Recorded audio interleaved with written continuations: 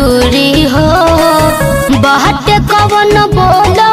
मजबूरी हो एहो हाँ काहे के बनावो तार दूरी हो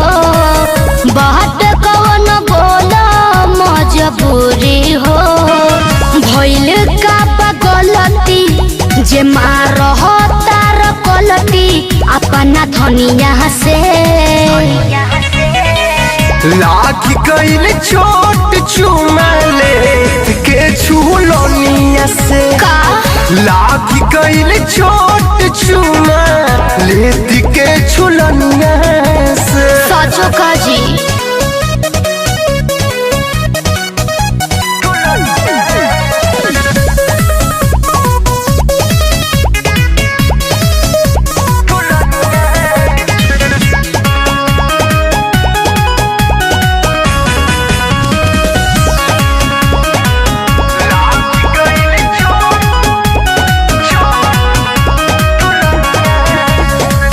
छुआला छटक तार जई से करेंट हो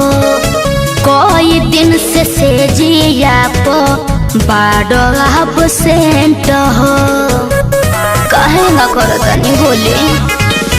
पहिला बेरी लेट रहनी मजा हो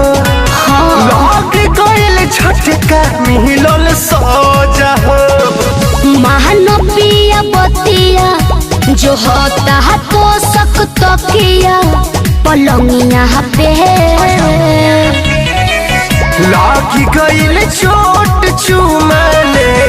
के झुलोनिया से हनु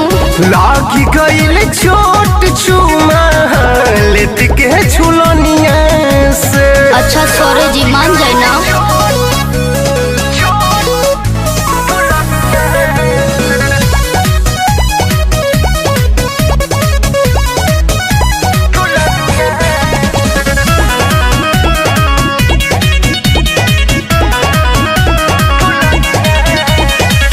मानवा मनाई कैसे होत नहीं खेकाबू तोहरा मोहब्बत के चल गइल जादू